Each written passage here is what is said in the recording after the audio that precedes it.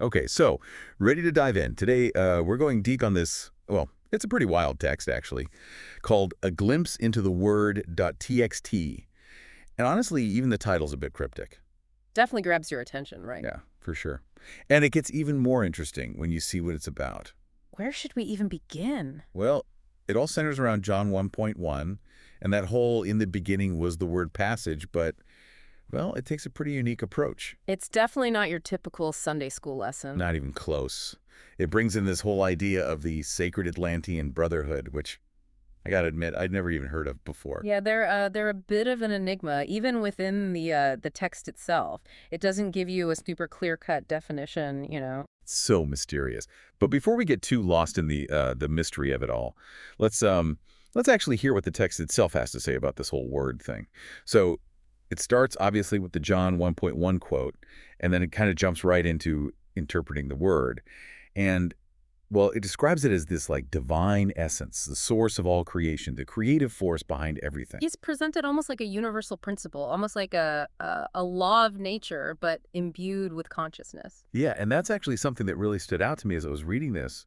It's not just some kind of passive energy, but rather this force that's both aware and like actively involved in the process of creation. Exactly. It's like this dynamic energy that's driving everything forward, but also has this awareness of what it's doing. So we've got this concept of the word as this conscious creative force. Then we have this enigmatic sacred Atlantean brotherhood. What exactly is their connection to the word, according to the text? Well, the text positions them as this lineage, almost like a chain of individuals throughout history who've dedicated themselves to understanding and embodying the word.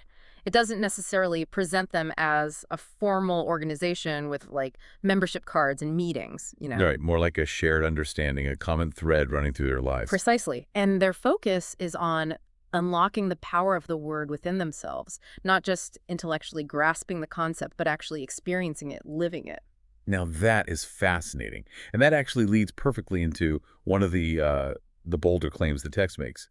It says that the lost word isn't something you find out there in the world, but something you realize within yourself. It's a journey of self-discovery, an inward exploration rather than an external search. Like they even quote that line from the Hidden Gospel of Thomas. Seek until you find. Right. Exactly. And the text suggests that finding isn't about stumbling upon some hidden artifact or secret text, but rather about a profound internal realization. It's about waking up to something that's already there within you. Absolutely. And the text makes it clear that this process, this journey of awakening, isn't always easy.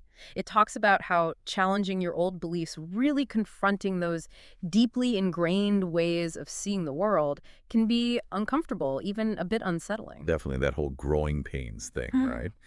But the text argues that it's through this process of challenging our preconceived notions that we can actually achieve profound personal growth and ultimately tap into that divine essence. Yeah, it's about breaking down those old paradigms to make room for something new, something bigger.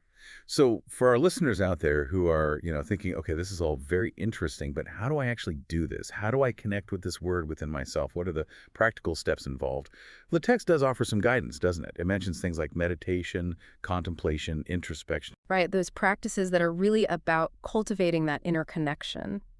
And what's interesting is that the text emphasizes the universality of these practices. It suggests that while the specific methods might vary across different traditions and cultures, the underlying principle is consistent. It's about quieting the mind, turning inward, and becoming aware of that deeper self. Exactly. And, even though the text focuses on this specific concept of the word, the idea of connecting with your inner self through these types of practices is something that resonates across many different spiritual and philosophical traditions.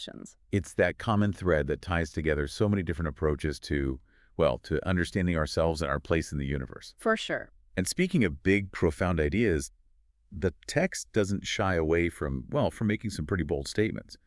For example, it states that those who fully grasp the word, those who truly embody it, they become, well, not separate from God at all, but expressions of that divine essence. That's a powerful concept, right?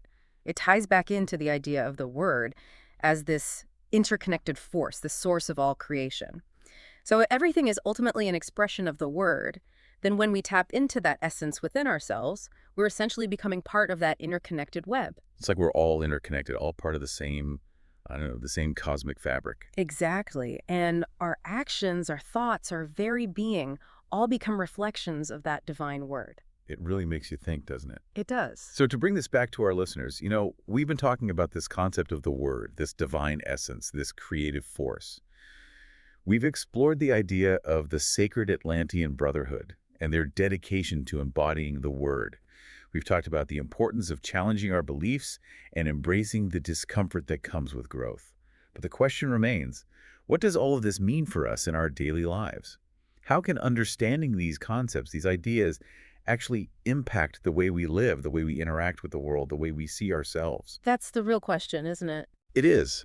Mhm. And, the text itself doesn't offer any easy answers. It doesn't provide a step-by-step guide to enlightenment, but it does leave us with a powerful challenge, a thought-provoking question that we can all carry with us. If we are all expressions of this divine word, this cosmic force that connects everything and everyone, what responsibility does that place upon us? What does it mean to truly live in alignment with that understanding? And how might recognizing this interconnectedness, this fundamental unity, change how we interact with each other, with the world around us, with ourselves? That's something I think we all need to ponder. Absolutely. So for our listeners out there, we encourage you to take some time to reflect on these questions, to explore these ideas further, to dive deep into your own understanding of what the word might mean to you, because ultimately, the answers lie within each and every one of us. That's the beauty of it. It's a journey of self-discovery, and we're all in this together. We are. Until next time, keep seeking, keep questioning, keep diving deep. And keep wondering.